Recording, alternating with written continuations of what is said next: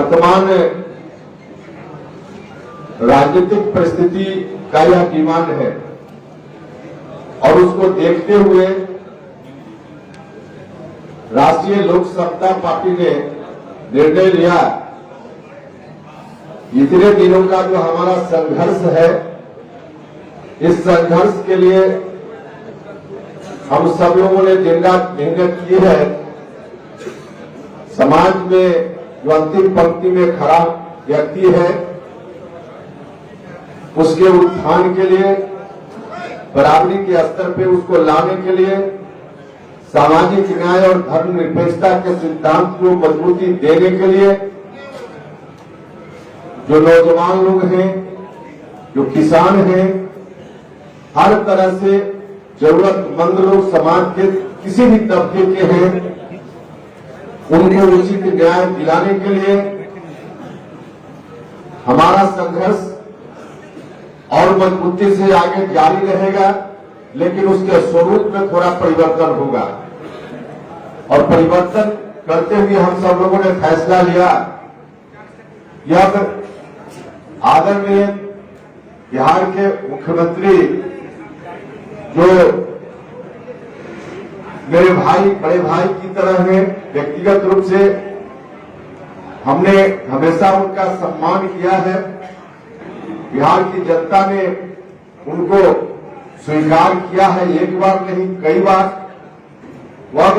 राष्ट्रीय लोक समता पार्टी का यह काफिला उनके नेतृत्व में बिहार में काम करेगा और उस रूप में राष्ट्रीय लोक समता पार्टी की राष्ट्रीय परिषद का फैसला है कि जनता दल यूनाइटेड के साथ हम लोग मिलकर काम करेंगे।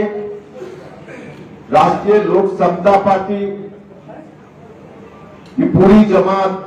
अब जनता दल यूनाइटेड के साथ खड़ी होगी। मतलब राष्ट्रीय लोक समता पार्टी का मिलन अब जनता दल यूनाइटेड के साथ हम सब लोग मिलकर कर लेंगे। यह हम लोगों का फैसला है और इस फैसला के अनुरूप आगे दोनों दल के लोग मिलकर, जो अभी हमारे साथ जो लोग हैं राष्ट्रीय लोक समता पार्टी के नेता साथी और जनता दल यूनाइटेड के जो नेता साथी हैं, सब लोगों के साथ मिलकर हम लोग बैठेंगे। यहां से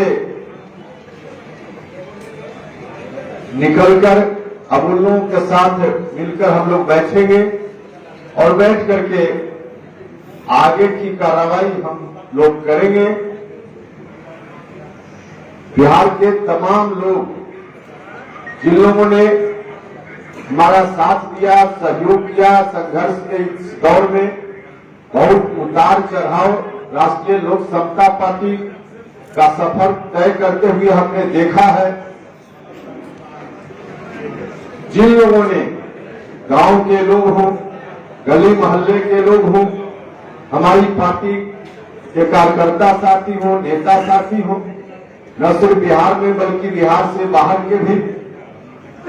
तमाम लोगों को मैं हृदय से धन्यवाद देता हूं, उनके प्रति आभार प्रकट करता हूं कि आप सब लोगों ने हर उतार चढ़ाव में हमारा साथ दिया है। तो इसके लिए हृदय से मैं उनके प्रति आभारी